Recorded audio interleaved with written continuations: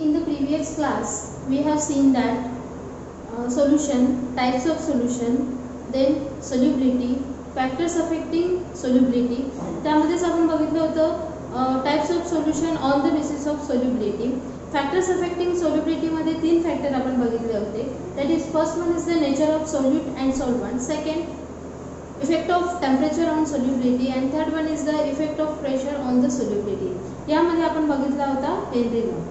आज आपण बघणार आहोत that is the vapour pressure of solution of liquid in liquid. यामध्ये आपण सर्वात आधी बघणार आहोत that is what is mean by the vapour pressure. आपण इथे कन्सिडर केलेलं आहे व्होलेटाईल लिक्विड. व्होलेटाईल लिक्विड म्हणजे काय, जे इझिली इव्हॅपोरेट होतं ते.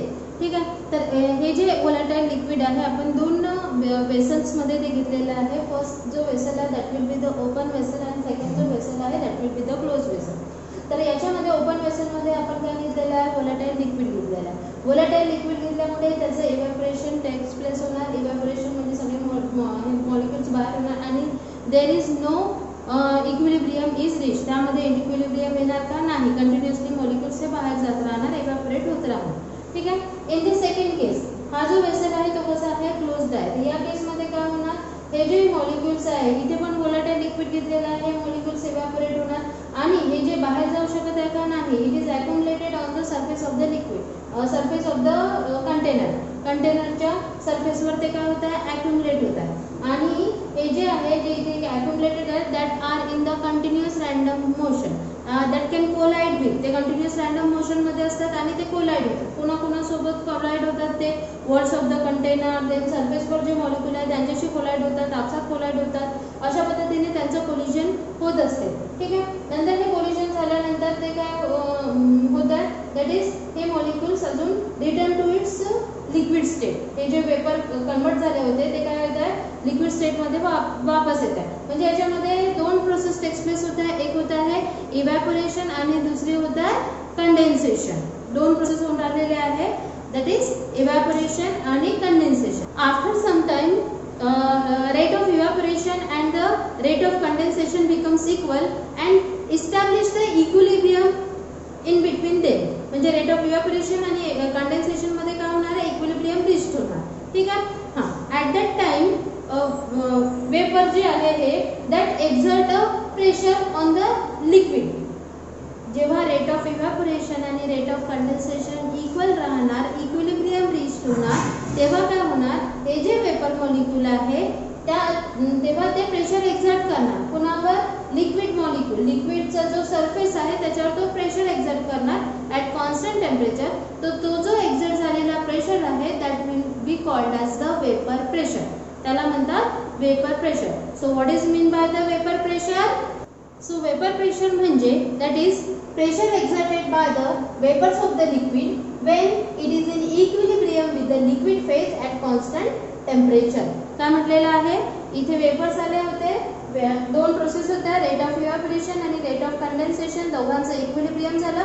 इक्विलिब्रियम झाल्यानंतर इथे जे वेपर्स आहेत त्यांनी जो प्रेशर एक्झर्ट केलेला आहे that is the pressure exerted by the vapours of the liquid when it is in equilibrium. It is in equilibrium म्हणजे कोण आहे, that is the rate of evaporation and rate of condensation with the liquid phase at constant temperature is called as the vapour pressure. ठीक आहे. तर यामध्ये काय होत आहे की जर सोल्युशन असेल which consist of 2 or more volatile liquid.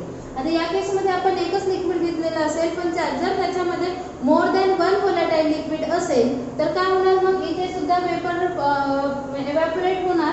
But एकाचेच vapour evaporate होणार का, नाही. जर 2 लिक्विड घेतले असेल तर दोघांचे पण वेपर इव्हॅपोरेट होणार. म्हणजे दोघांचा पण वेपर प्रेशर राहणार. दोघांचा वेपर प्रेशर राहणार म्हणजे पार्शियल वेपर प्रेशर. तर हा जो पार्शियल वेपर प्रेशर आहे in the solution is related to the mole fraction and this relationship is given by the Raoult's law. Raoult's law ने काय सांगितलं आहे, रिलेशनशिप सांगितलेली आहे. कुणाच्या मध्ये, that is the partial vapor pressure in the solution with mole fraction. ठीक आहे. मोल फ्रॅक्शन सोबत पार्शियल वेपर प्रेशरची रिलेशनशिप सांगितली आहे कुणी, that is the Raoult's law. Raoult's law. So Raoult's law काय आहे, यामध्ये आपण काय करत आहोत, that is the 2 volatile liquid consider केलेले आहे आपण. दिस A1, this volatile liquid and second is the A2. दोन्ही पण हे volatile liquid आहे. आता सांगितलं होतं volatile liquid म्हणजे काय, जे इझिली इव्हॅपोरेट होतात ते. ठीक आहे. जो आहे volatile liquid, it having the vapor pressure P01. Not का बरं घेतलेला आहे, कारण की हा कोणासोबतही मिक्स नाही झालेला आहे, तो प्युअर फॉर्म मध्ये आहे म्हणून. ठीक आहे. त्याच पद्धतीने याचा वेपर प्रेशर होणार, that is the P02. Then its mole fraction is x1 and its mole fraction is x2. ठीक आहे. नाउ हे जे दोन volatile liquids आहे A1 and A2 याला काय केलं, मिक्स केलं तर इथे सोल्युशन फॉर्म झालं. दॅट इज इथे सोल्युशन फॉर्म झालं कुणाचा, A1 प्लस A2 चा. सो इथे पण वेपर प्रेशर राहणार, that vapour pressure is the total vapour pressure. ठीक आहे. हां, याच्यामध्ये वेपर प्रेशर राहणार, त्याला आपण P02 ने रिप्रेझेंट केलं आणि इथे P01 ने.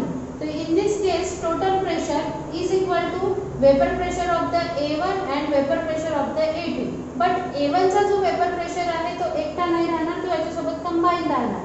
म्हणजे काय राहणार, it is partial. So partial vapour pressure is represented by the letter P1.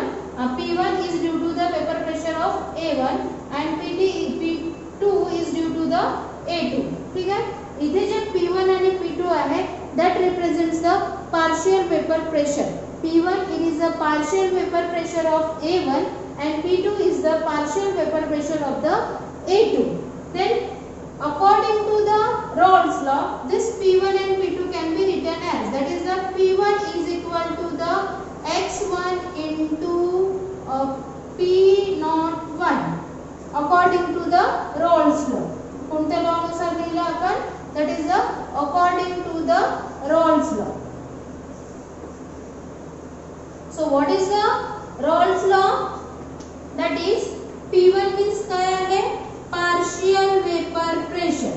P1 म्हणजे काय, partial vapor pressure. आणि हा काय volatile आहे. ठीक आहे. So partial vapor pressure of any volatile component is equal to the vapor pressure of pure component multiplied by its mole fraction. हा झालं त्याचं स्टेटमेंट कुणाचं, Rolle's lawचं. So what is the Rolle's law statement? That is partial vapor pressure of any volatile liquid is equal to the vapor pressure of pure component multiplied by its mole fraction. Similarly जर आपल्याला P2 लिहायचं आहे, partial vapor pressure of A2, that is the x2 into P02. This is the partial vapor pressure of the component A2. अशा पद्धतीने Rolle's law. आणि हे जे लिहिलेले आपण PT total pressure is equal to partial vapor pressure of A1 and partial vapor pressure of A2. This is according to the Dalton law. कोणत्या law नुसार लिहिलं आपण हे, Dalton law. So what is the Dalton law? So Dalton law काय आहे, PT म्हणजे आहे total pressure. Total pressure is sum of the partial vapor pressure of the individual component. PT म्हणजे टोटल प्रेशर हा सम असतो कोणाचं, पार्शियल वेपर प्रेशर. कोणाचे partial vapour pressure, तिथे जे इंडिव्हिज्युअल गॅसेस आहे त्यांचे पार्शियल वेपर प्रेशरची सम म्हणजे काय असतो, total pressure. Total pressure is equal to the sum of partial pressure of individual gases. This is the Dalton law. Now Rolle's law. आता आपण बघूया, that is the explanation of Rolle's law of the derivation of Rolle's law. Rolle's lawचं derivation घेत असताना आता आपण बघितलं होतं डेफिनेट त्याचे स्टेटमेंट. हां, याच्यामध्ये काय करायचं आपल्याला, दोन volatile लिक्विड आपल्याला कन्सिडर करायचे आहे. दोन volatile लिक्विड कोणते घेतो आपण, A1 आणि A2. आणि A1 आणि A2 जे आहे त्यांचा मोल फ्रॅक्शन राहणार x1 आणि x2 आणि पार्शियल प्रेशर राहणार दॅट इज द P1 आणि P2 आणि P01 आणि P02 हे त्याचे वेपर प्रेशर राहणार बट इन प्युअर स्टेट. ठीक आहे. बघा इकडे, that is consider a solution containing, solution consider करायचं आहे containing two volatile liquid that is the A1 and A2 having the mole fraction x1 and x2 respectively. म्हणजे आपण solution consider केला आपण त्याचे दोन volatile liquid that is the A1 आणि A2 आणि त्याचे मोल फ्रॅक्शन आहे दॅट इज द X1 आणि X2. ठीक आहे.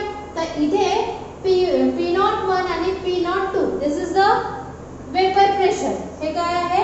Vapour pressure of pure A1 and pure A2. ठीक आहे. A1 आणि A2 चे प्युअर वेपर प्रेशर म्हणजे P01 आणि P02. तर आताच आपण रॉल्स लॉ बघितलं होतं. So what is the Raoult's law? Raoult's law काय होता? That is the partial vapour pressure of any volatile component. कोणताही वोलॅटाईल कंपोनंट असेल त्याचा partial pressure is equal to the vapour pressure of pure component multiplied by the mole fraction. ठीक आहे. तर आपण for component A1 साठी घेता त्याचा पार्शियल वेपर प्रेशर राहणार P1 is equal to the vapour pressure of pure component into its mole fraction म्हणजे P1 is equal to X1 into P01. Similarly P2 is equal to काय होणार? X2 into P02. This is according to which law? Raoult's law. ठीक आहे. Here P1 आणि P2 काय सांगितलं होतं? That is the partial vapour pressure of A1 and A2 respectively. ठीक आहे. P1 आणि P2 काय झाले? पार्शियल वेपर प्रेशर झाले. कुणाचे? A1 आणि A2 चे. देन बाय डॉल्टनला आपण आता सांगितलं होतं दॅट इज द सोल्युशन जे फॉर्म झालंय तो म्हणजे त्याच्यावरचं जे प्रेशर राहणार आहे that is the total pressure. So total pressure is equal to the sum of pressure of the individual gases. तर काय होणार? टोटल प्रेशरला आपण रिप्रेझेंट करू PT. So PT is equal to P1 plus partial vapour pressure of A1 होणार आणि P2 plus P2 म्हणजे काय? Partial vapour pressure of the A2. Put this value of P1 and P2 in this equation. या values इथे put करायचं आहे. Suppose याला 1 दिला आणि याला सपोज 2 दिला. देन फ्रॉम इथे P1 ची व्हॅल्यू पुट करायची आपल्याला. P1 इज इक्वल टू काय आहे? That is the X1 P01 आणि P2 काय आहे? That is the X2 P02. ठीक आहे. But we know that. ठीक आहे. 11th मध्ये आपण बघितलं होतं काय? इथे लिहा तुम्ही that is the from 1 and 2. We know that X1 plus X2 is equal to 1. Therefore, X1 is equal to 1 minus X2. Put this value of X1 in this equation. So, काय होणार मग? Total pressure is equal to काय होणार? P01 X1 च्या जागी 1 minus X2 plus आणि X2 जसंच्या तसं राहणार that is the X2 P02. ठीक आहे. इथे काय करा? ब्रॅकेट ओपन करा म्हणजे तुम्हाला काय भेटेल? That is the P01 minus P01 into X2 plus X2 into P02. X2 वाले टर्म्स हे आहे. याला जवळ जवळ घेतल्यावर काय भेटेल? इथून X2 आपण कॉमन काढूया. That is the P02 minus P01 into X2 plus P01. ठीक आहे. हा झाला त्याचा टोटल प्रेशर. याच्यामध्ये हे जे P02 आणि P01 आहे दिस इज द कॉन्स्टंट आणि यामध्ये जर तुम्ही ग्राफ प्लॉट केला कशामध्ये? Pressure against mole fraction. So we will get the straight line. काय भेटेल आपल्याला? स्ट्रेट लाईन भेटेल. टोटल प्रेशर भेटलं that is the PT is equal to P02 minus P01 X2 plus P01. सो यामध्ये P01 आणि P02 जे आहे that is the vapour pressure of the pure A1 and A2. A1 आणि A2 चं vapour pressure आहे. ठीक आहे. तर ह्याच्या ज्या व्हॅल्यूज राहणार आहेत त्या कॉन्स्टंट राहणार. यामध्ये काय करत आहोत आपण? So because P02 and P01 are constant we plot a graph plot करत आहोत. कशामध्ये? वेपर प्रेशर आणि मोल फ्रॅक्शन. तर इथे काय भेटत आहे आपल्याला? स्ट्रेट लाईन भेटत आहे. If you plot a graph plot केला आपण कोणाच्या वर्सेस कोण? Pressure versus the mole fraction. तर आपल्याला काय भेटत आहे? स्ट्रेट लाईन भेटत आहे. नंतर ही पहिली केस बघितली आपण. पहिल्या केस मध्ये pressure versus that is the mole fraction x. Second आपण बघूया that is the when P2 versus mole fraction x2. ठीक आहे.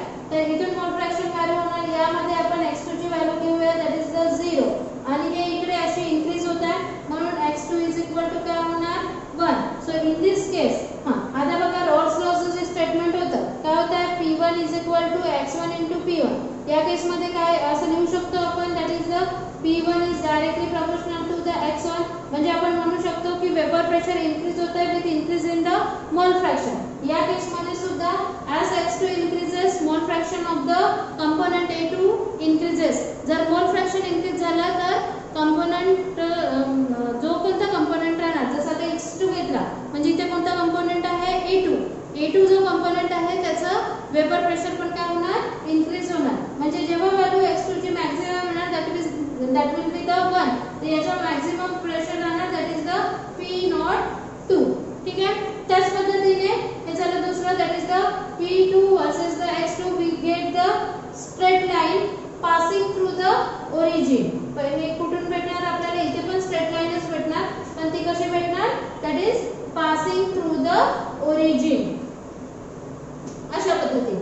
त्यानंतर आता काय केलं तुम्ही तिसरं that is when plot of P1 versus x1. ठीक आहे. सो या केस मध्ये x1 is equal to इकडे 0 आणि इकडे घेतला आपण x1 is equal to 1. म्हणजे काय होत आहे हा जो कंपोनेंट 1 आहे A1 आहे त्याचं मोल फ्रॅक्शन असं इकडे इन्क्रीज होत आहे म्हणजे या साइडनी मोल फ्रॅक्शनची व्हॅल्यू वेपर प्रेशरची व्हॅल्यू इन्क्रीज होणार. तर इथून पण आपल्याला काय भेटणार that is the straight line passing through the origin. इथून पण काय भेटणार आपल्याला स्ट्रेट लाईन अशा पद्धतीने आणि which is passing through the origin. आणि इथे काय व्हॅल्यू राहणार that is the P01.